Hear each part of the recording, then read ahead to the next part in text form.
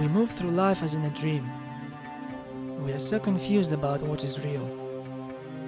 We believe a fiction, we give it reality, and an illusory world begins to set in around us.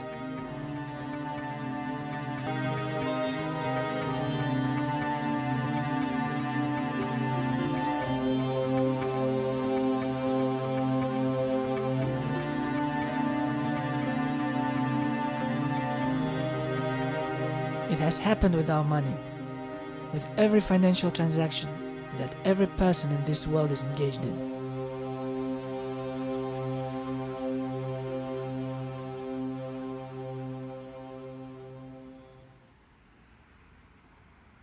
إنه عبد الغني من كازاخستان. كان على وشك إنهاء دراسته الثانوية عندما انهار الاتحاد السوفيتي، ولا زال يذكر كيف فقد الروبل الروسي قيمته في أشهر قليلة، وكيف ألقيت الأوراق النقدية في الشوارع فألصقها الناس على جدران المراحيض العامة. وبحث عبد الغني وقت ذاك عن أجوبة شافية، فدخل الجامعة لدراسة الاقتصاد معتقدا أن الرأسمالية هي نقيض الشيوعية، لكن نظرة عن قرب كشفت له عن عامل مشترك بينهما.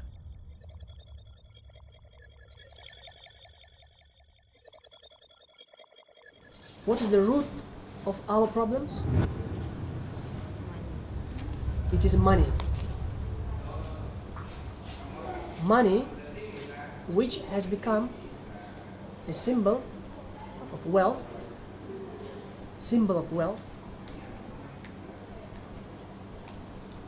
whose value is determined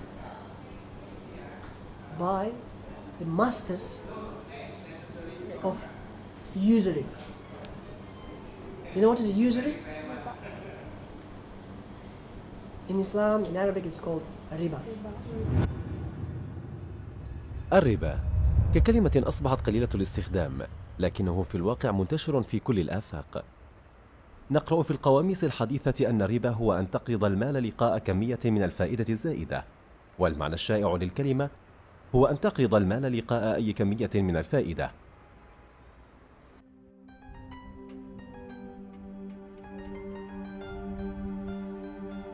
في مسرحية تاجر البندقية لويليام شكسبير، يقوم شاب باقتراض المال كي يتزوج فتاة، لكن الدائن يطلب مقابلا للدين لحم الشاب الحي إذا أخفق في تسديد المبلغ. إذا احتاج إنسان ما أو شركة أو أمة ما لاقتراض المال وتوجب عليه أن يدفع مبلغا زائدا بغض النظر عن ما أنتجه، فإن الفائدة عندها تؤخذ من اللحم والعظم. وفقا للدين الإسلامي فإن تعريف الربا يشمل معان أوسع. قال القاضي أبو بكر بن عربي الذي عاش في القرن الثاني عشر في إشبيلية: إن الربا هو أي ارتفاع غير مبرر بين القيمة المعطاة والمأخوذة للبضائع. هذا يعني أن قيمة ما نعطي يجب أن تتطابق مع ما نأخذ، لأن ثروات العالم محدودة، فإن كانت هناك زيادة فمن أين أتت؟ فالربا هو الغبن في المعاملات التجارية، إنه كسب بالإكراه والتلاعب أو الاستغلال.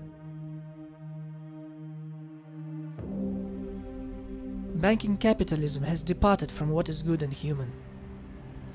It produces an imbalance which is at the core of the deaths by hunger of millions of people, children.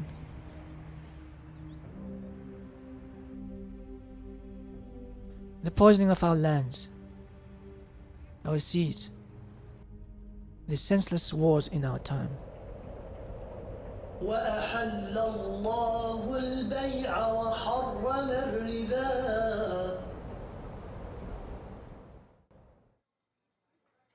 With Uzura hath no man the house of good stone. يقول الشاعر الأمريكي عزرا باوند: إن الربا يبعد الحرفي عن أدواته، ويجعل الخبز جافا كالورق، ويفرق بين العروس وعريسها، ويقتل الطفل في رحم أمه.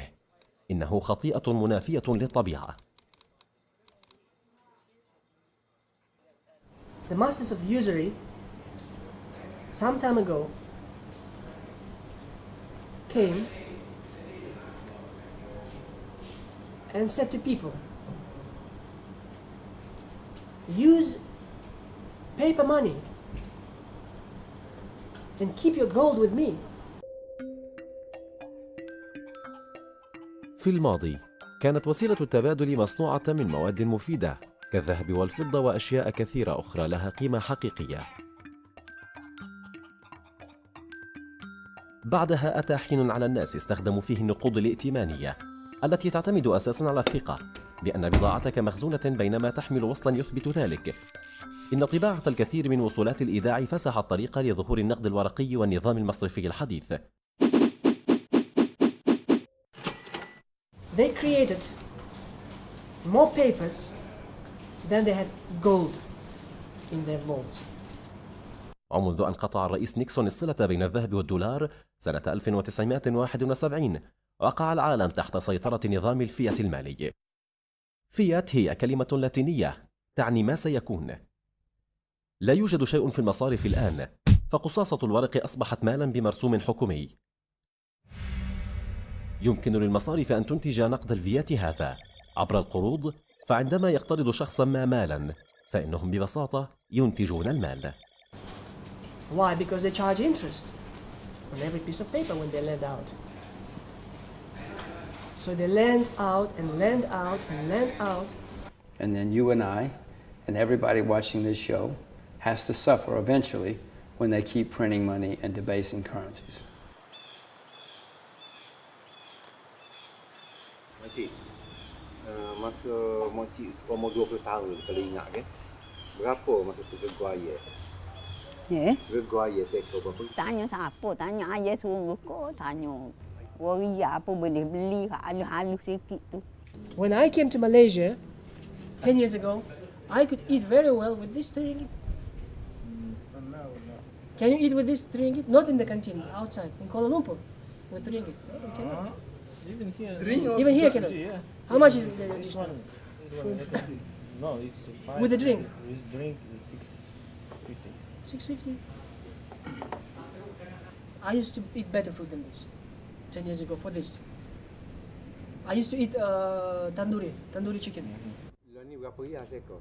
Elon mahal. Berapa? Kalau boleh jual ayam daging getar 12 riyal seekor. Kita tak beli ayam dulu, tak makan ayam. Nak makan pergi beli sayak-sayak 3 riyal sup sayak. Hok goreng tu. اعتاد الرومان أن يسألوا من المستفيد؟ والناس تعمل، تربح المصارف الأموال، وهؤلاء الذين ينتجون المال يتمتعون بقدرة شراء قوية قبل أن ترتفع الأسعار لتعكس نمو المال المتداول، فيحصلون على كل شيء بثمن بخس، ثم ترتفع الأسعار بعدها مع مرور الوقت، يصل المال للناس وقد تضخم، فلا يمكن الحصول به على نفس الكمية من البضائع والخدمات.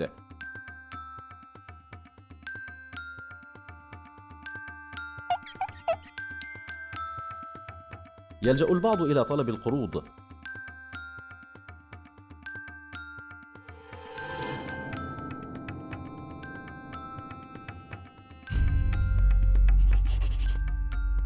فينتج المصرف مالا جديدا يقوم بدوره في تخفيض القدرة الشرائية للعملة.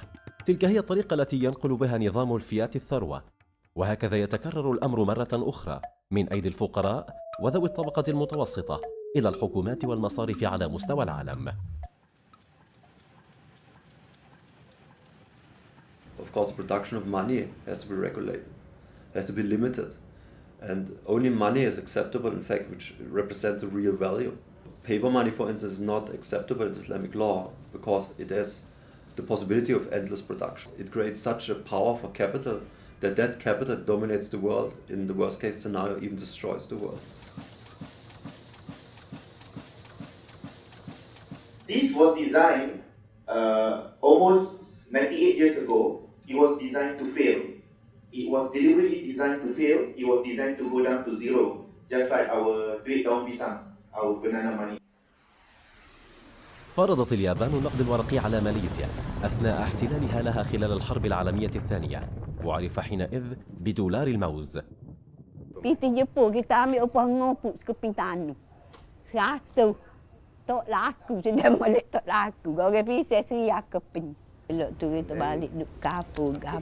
It was designed to steal from you. Not only to steal from you, through inflation, but it was designed to crash. That's governments and central banks that do those kind of things. People don't do them. If they do, they usually go to jail. But governments can get away with it.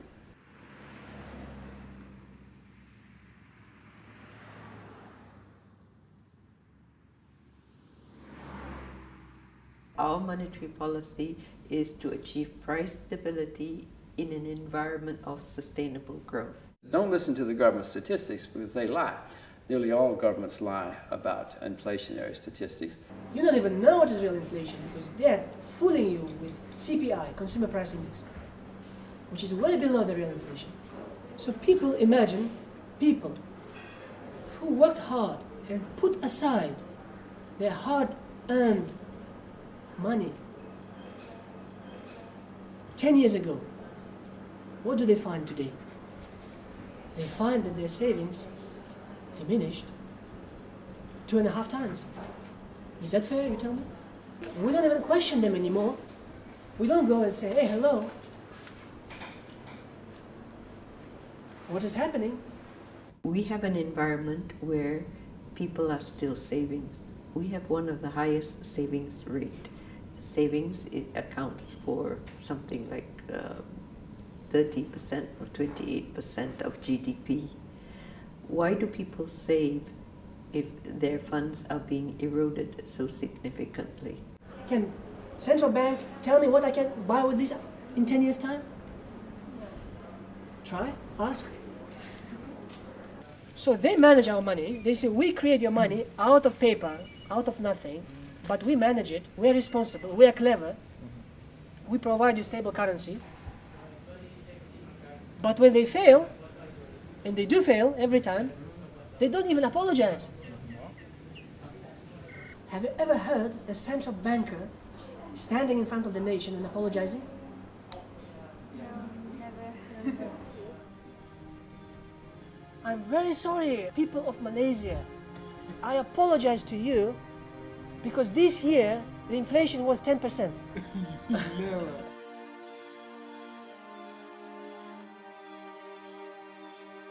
Paper money is the biggest hoax in the history of mankind. And without knowing this, you will not be able to understand the dynamics of world history in the last 300 years.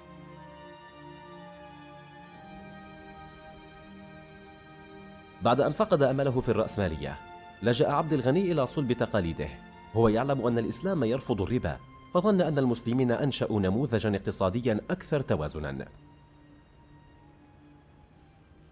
I'd like to take this opportunity to mention something about Islamic finance. قاده البحث إلى ماليزيا، المقر الشهير لما بات يعرف بالنظام المصرفي الإسلامي. Now, if banking by definition is usurious, what is Islamic banking?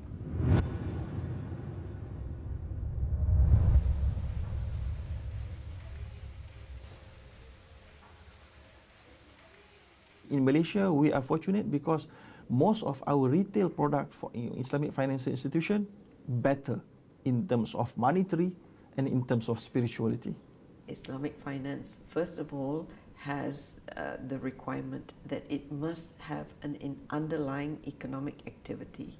There will be no interest, but maybe there will be hibah, gift from Bank Negara to Islamic Commercial Bank. So it depends, but that is how they treat the thing. Gift, yeah, hibah. They call it in Islamic terminology as hibah. Hibah is gift. For example, I want to give you, you lend me money, not lend me money. You put a money to me, okay, for safekeeping while you are away. So what I do is that I'm utilizing your money for my investment, but I have to guarantee that your money will be saved. Because I managed to get profit from your capital, okay. So when I'm returning your money, I'm returning it with some of gift, meaning some more money. Okay, that is not interest because that cannot be obliged. What happens? Muslim financial engineers and bankers who were trained in Western banking began to infiltrate into Islamic banking, and they began to impose the models, Western models, that they were trained with. How do you do that? Well, what you do is you try to Islamize. You take each Western transaction and then you try to Islamize. What you do is you add a transaction here, add another transaction there, make it more complicated, use Arabic names and things like that. And then, but actually these things function in very similar terms to the Western finance. As a result, the Islamic finance Islamic banking has converged with Western banking. That is a problem. Every product that conventional banking has, Islamic banking has. There's no difference. Excuse me, can I ask you something? Yes, sure. Do you bank at Islamic or conventional? Oh wait, what do I answer? Both. Secondly, Islamic finance is based on profit sharing, and therefore it is risk sharing. Do you know of any instance when an Islamic bank in Malaysia has lost money on a home loan? Because of this product? I'm not sure. I used mathematical payoff profiles to analyze objectively if Islamic banking is any different to conventional banking from, in simple terms, a risk and reward payoff profile. The research that proved that Islamic banking in all forms is identical to conventional banking from a risk-taking perspective as well as a reward payoff profile.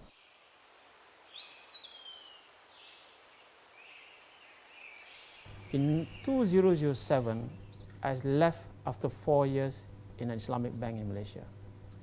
4 years is enough because Islamic banking can never be Islamic. Assalamu alaikum.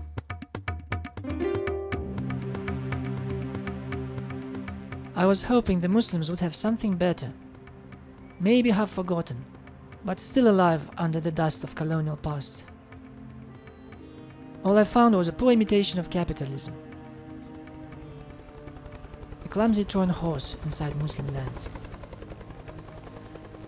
In the end, what they call Islamic finance is based on fiat money, and the central bank controls the whole industry.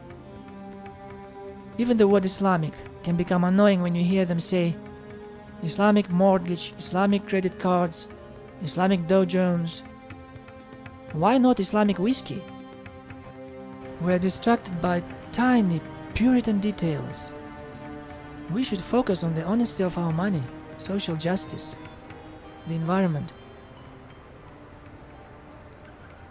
Islamic economics is based on economics, which is the West, which treats human as a resource. You put the word Islam, I don't like that. I have to change the whole thing. A great reset. It's like the computer reset button. Start all over again. قرر عبد الغني العودة إلى بلده، لكن عندما كان يستعد لمغادرة ماليزيا قابل رجلا اسمه عمر باديو.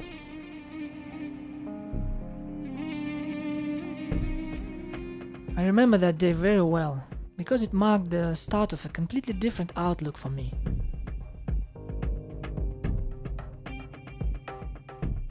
Capitalism is the enemy of Islam. And what I mean by that is that the very definition of our religion is against, in war against the system. This is where my fight began.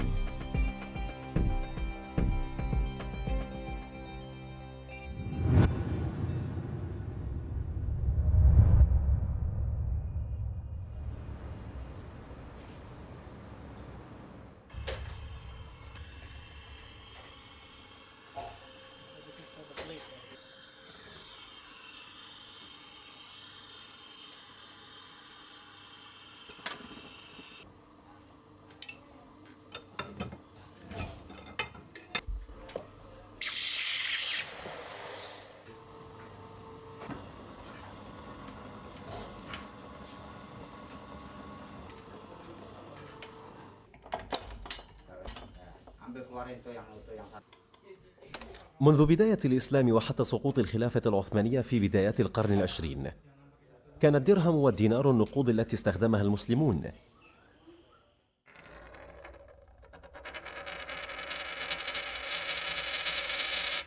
كان الدينار من ذهب ويزن 4 و25 جراما، أما الدرهم الفضي فكان وزنه دون 3 جرامات. كان نجاح العملة باهرا خلال التوسع الإسلامي، واستخدم خارج أراضي المسلمين بشكل كبير. وخلال فترة الاستعمار الغربي سحبت النقود المعدنية من التداول واستبدلت بالعملة الورقية. في سنة 1985 اعتنق باديو الإسلام، وأشار إليه شيخه عبد القادر الصوفي أن يدرس ويستكشف النمط الإسلامي الاقتصادي. في سنة 1992 سك عمر باديو ومسلمي غرناطة في الجنوب الإسباني أول دينار في العصور الحديثة.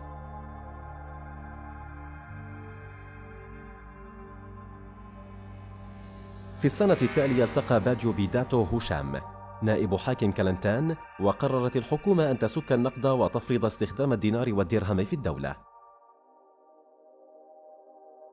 When Dr. Omar Bedilu came and see us, we announced that we're going to mint dinar and dirham to overcome the world economic problems one day, inshallah. بعد سنوات 3 قدم أبو بكر ريغر، وهو رئيس دار سك النقد الإسلامي العالمية، قدم المشروع مع نجم الدين أربكان الذي أصبح فيما بعد رئيسا للوزراء في تركيا، فأعلن أن الدينار يجب أن يكون عملة الأمة الإسلامية.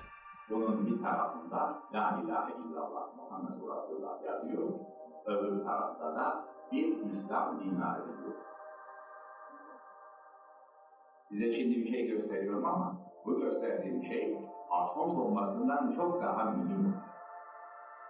Later on, I was informed that in the coalition conversations with Tanju Chila at that time, where in fact he formed the government, I heard that he was informed by the other side that there are two issues which cannot be discussed in Turkey. One is the membership in NATO, and the other is the Islamic dinar.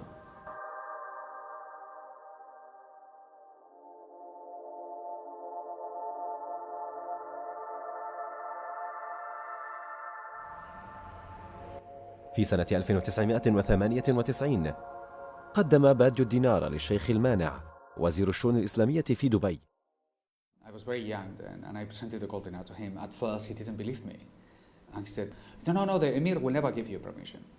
So I went to the emir, and he gave me the permission. And I got a written permission to mint the gold dinar in UAE. And then I presented it to the mufti, and he couldn't believe it. This time he was completely amazed. He said, but you can mint it now here? Yes, I can.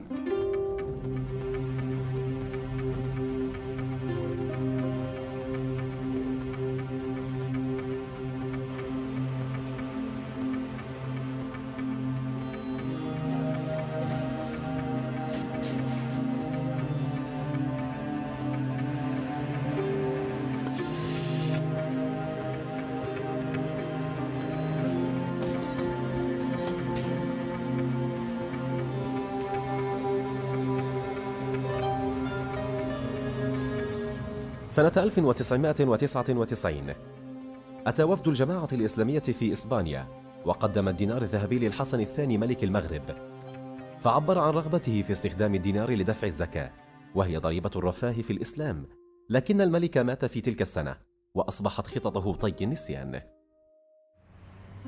خلال الأزمة المالية في جنوب شرق آسيا عام 2001 التقى الدكتور مهاتير رئيس وزراء ماليزيا بالشيخ عبد القادر الصوفي وعمر باديو.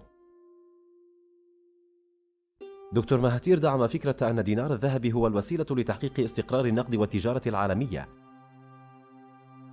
I still feel that something precious needs to be used as a base for money. بيد أنه كلف المصرف المركزي بالمشروع، وفي نهاية المطاف ألغى سك النقد الذهبي والفضي الذي كان المقصد الأساسي للمشروع، وهكذا أغلق فصل من حركة الدينار الإسلامي.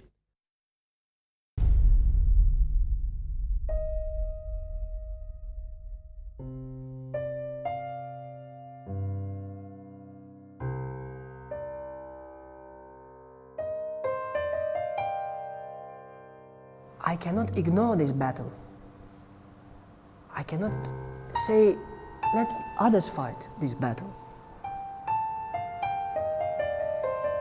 Because he made me understand that this battle, although it's against usury and injustice, and the greatest injustice of our time, it is also my personal, my very own affair to discover my own self.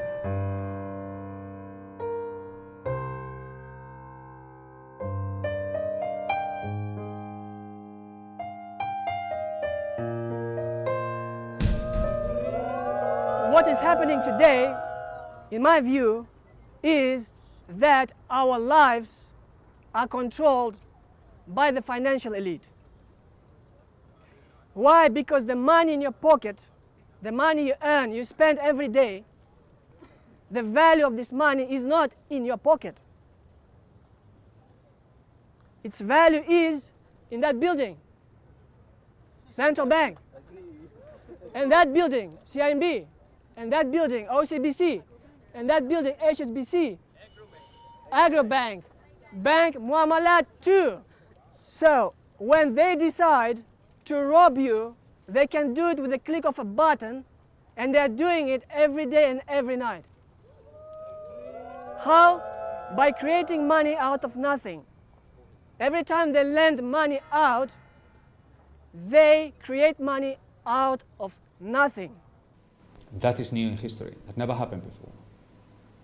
That made the bank so powerful that it could not be stopped.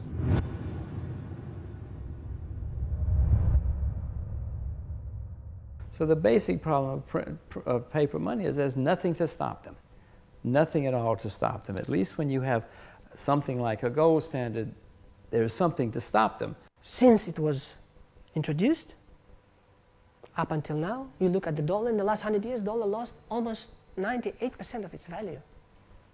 The more frightening part of America is the dollar, because that is a weapon which destroys the whole human situation all over the world, and is a kind of attack now, which is of a completely other nature than attacks by an army, which follows at least some human standards. But dollar and the implication of the dollar all over the world doesn't follow any standard. It's very destructive. تشير المعلومات التي جمعت سنة 2008 إلى أن أقل من 5% من المال في العالم موجود حقا، بينما الباقي إلكتروني،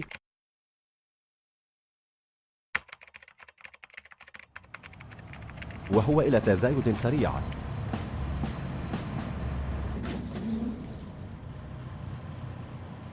The dollar has got no backing whatsoever. It's a currency belonging to a country that is basically bankrupt. And I think eventually what will happen is the world will be made up of multiple currencies, multiple international reserve currencies. Paper currency.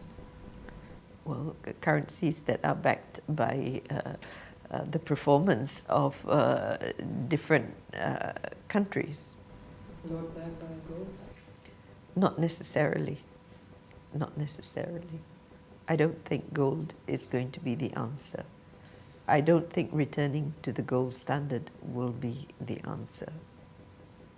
Because the proponents of gold and silver money, they cite two major reasons. One is stability of gold, when they say the purchasing power of gold against commodities and oil. And that is not correct. If we look at the cycle over several years, gold is equally volatile.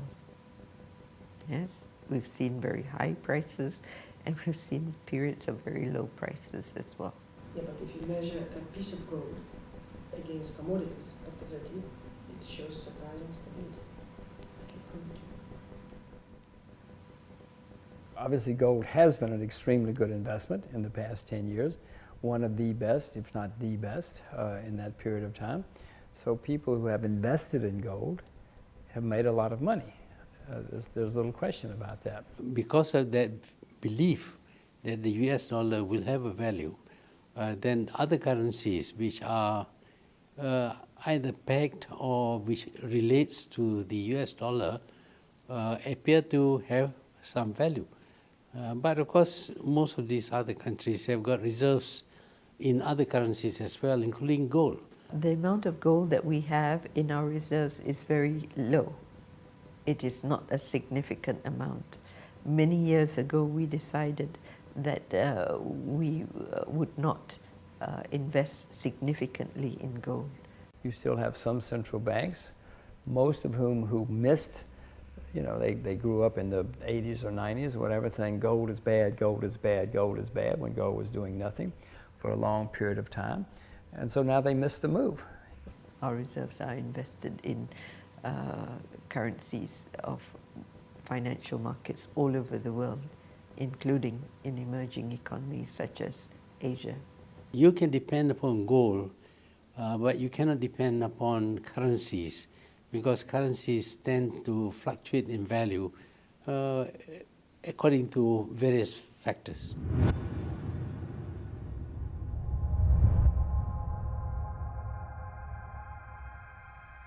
In the past, when such money was used, it was used. Gold coins were used, silver coins were used. Then the assumption is that in those days, inflation did not exist. This is wrong. It's plain wrong.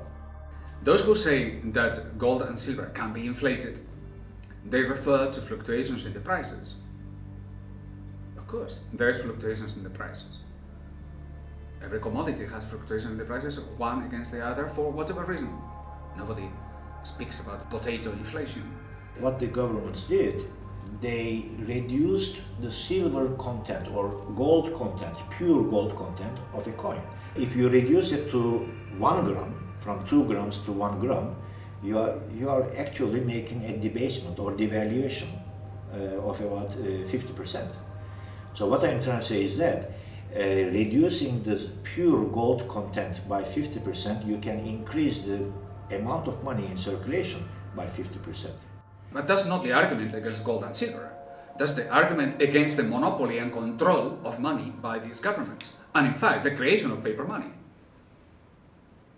So what we are saying is hands off these. Centralized control of money is essential. Unless you have that, you cannot control the inflation and other macroeconomic forces. There are manipulation, and there is interest in manipulating. But there is no proof that gold and silver in its proper quantities could ever be in themselves the subject of inflation. There is one person who undertook the great time to do the study and establish the prices of gold against the basket of commodities. And that was Professor Roy Jestram. He wrote a book called The Golden Constant. For 400 years, he examined the price of gold against this basket of commodities, and he realized the price is a constant. Hi, can I please get the bill? Okay. 158 ringgit. Is that okay if I pay with dirham? Yes. Okay. Yeah. 1, 2, 4, 5, 6, 7. 1,400 years ago, at the beginning of Islam, one chicken cost 1 silver dirham, just like this coin I'm holding now.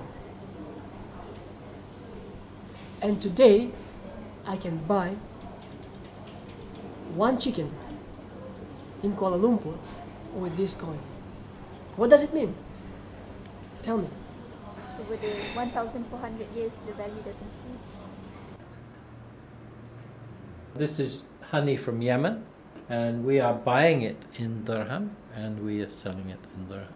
To bring back gold here in Malaysia, can, yes, but you will have to fight with central bank, because central bank has mandated that no payment can be made other than the ringgit. You can buy gold and as a form of savings for investment. That is fine, but it cannot be a unit of account. There's only one currency, and that is the ringgit, and and the central bank is the sole issuer of that currency. So there can be no parallel currency operating, and that is by law. We have to use their money. They have a monopoly. In most countries in the world, you have to use the government-dictated money. And therein lies the problem. That's why they can get away with a lot of the tricks they get away with. The reason why there is confidence in a currency of any particular country is based on the credibility of the central bank. And IMF says that central banks can conduct settlements between each other in any currency, in any commodity except gold.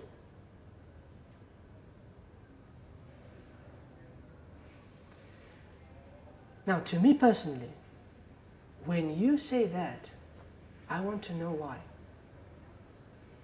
It's only been in the last 100 years or so that governments pass these laws making their money a monopoly.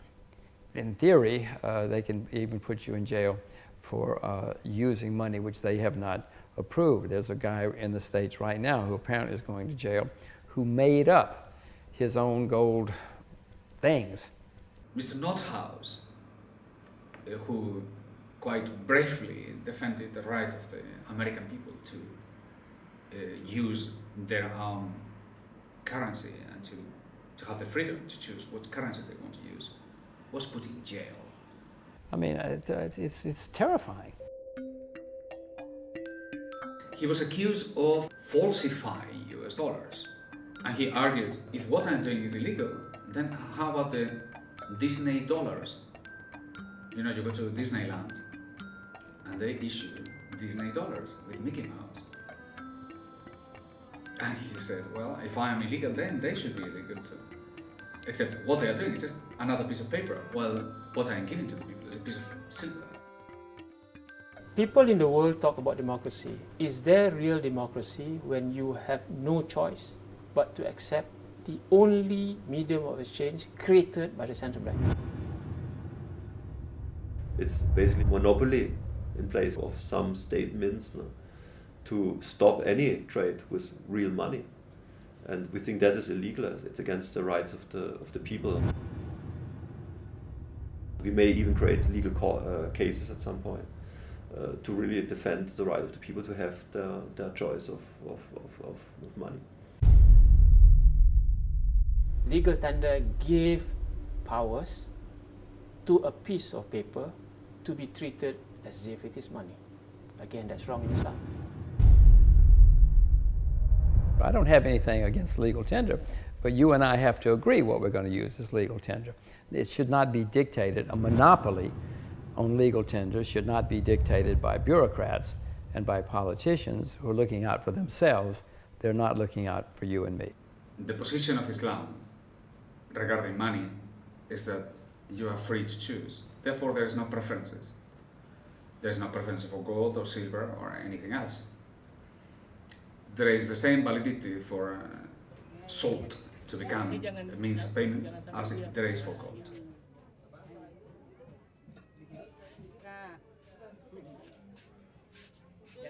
The best system would be the way it was for centuries, and you and I could use whatever we wanted to. If you and I wanted to use silver, we use silver. And then, if politicians started debasing the money, you and I would know that, and instead of using silver, we would use seashells or sugar or anything we wanted to. تجارة عن تراض منكم. Some may like this piece of paper and that central bank somewhere promises that there is value behind this worthless piece of paper. And good luck to them. But I personally, I don't like this piece of paper. I don't want to use it. I like this shining metal, silver. I like gold because they have proven throughout history that they never lose their value. We want gold and silver because we defend freedom. And that is not negotiable. No, but I have a currency which is better. I don't care whether you have a better currency. I choose what I want. You cannot come and tell me this is better for you, and by the way, you have no choice on the matter. This is simply not acceptable.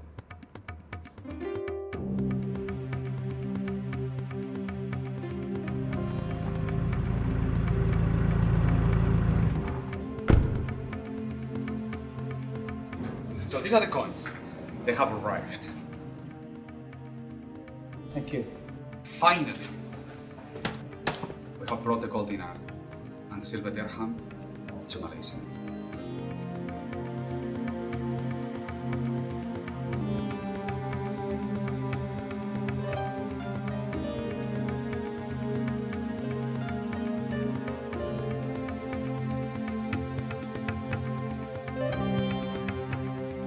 سنة 2010 أعادت حكومة كلنتان إطلاق النقد الإسلامي التاريخي، ودفع الحاكم نيك عزيز أول راتب حكومي بالدينار الذهبي.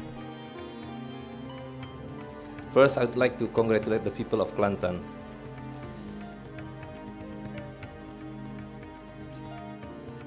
It is a small country, but it has a big mission and it has a great slogan, which is, it's the land of the dinar and dirham.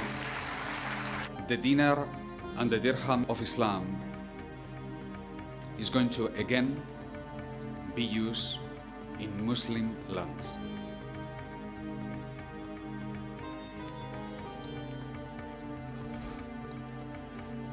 You are chosen by Allah subhanahu wa ta'ala to break the ice.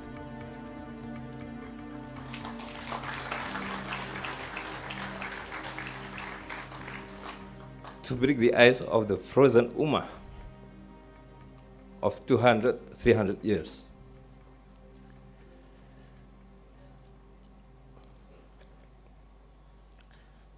And believe me that all the ummah will follow you.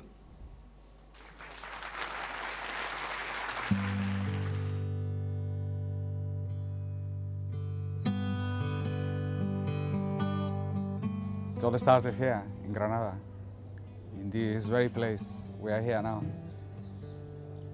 I remember very well those moments, and it was the beginning of an adventure.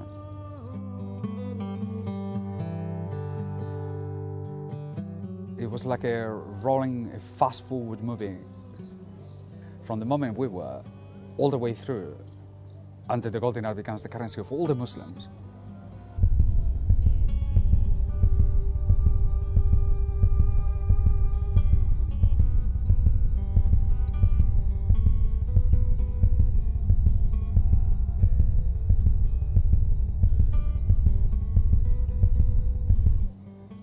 As if it was, you know, so you've seen it.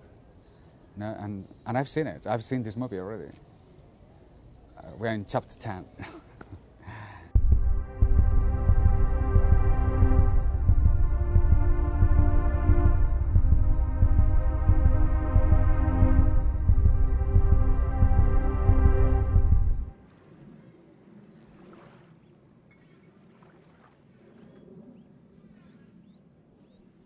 So now we are in Cilincing, in the northern part of Jakarta. This is the fisherman village, one of the poorest area in the whole Jakarta. Now we have been distributed in this past 2 years 3,000 dirham for zakat.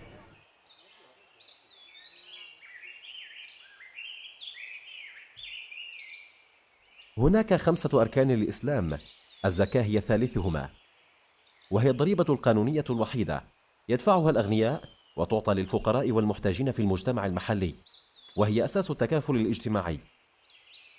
ووفقا لكثير من العلماء، الزكاة هي ركن ساقط إذا لم يتم جمعها من قبل السلطة المختصة، وبدلا عن ذلك تدفع كصدقة طوعية، وغالبا ما ترسل من بلاد بعيدة عبر الحسابات المصرفية.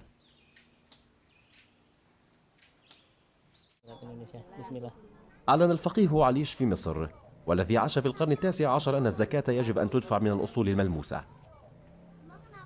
وعندما سئل عما إذا كان بالإمكان إخراجها من الأوراق المالية النقدية أجاب بنعم، لكن قيمتها تقاس فقط بقيمة الورق.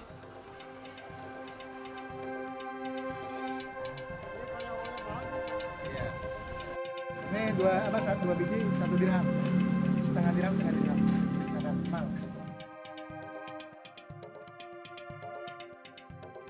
Nih, saya terima belanjanya ya. Besar.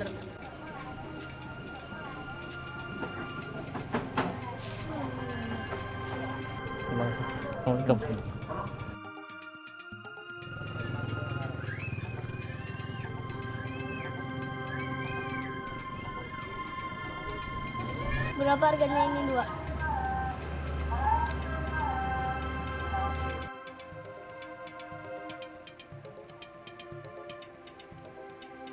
في شهر أغسطس أعادت حكومة كلنتان استخدام الدينار والدرهم لدفع الزكاة.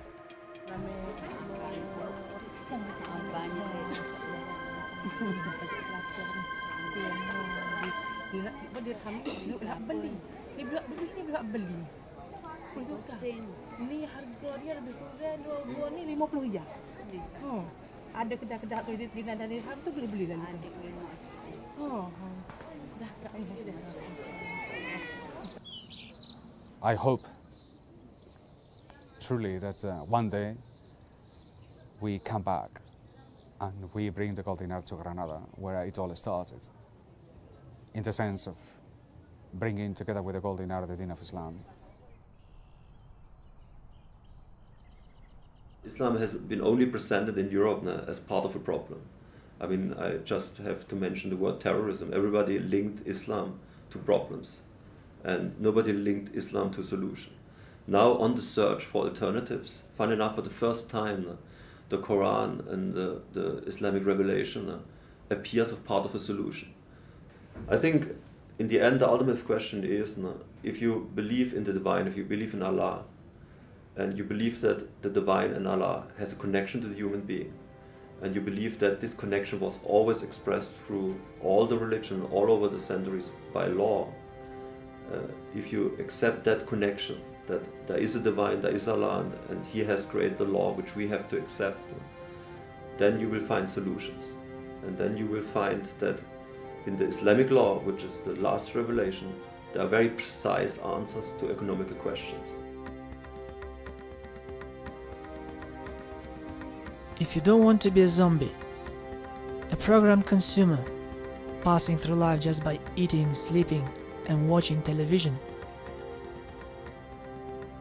if you want to be in charge of your life,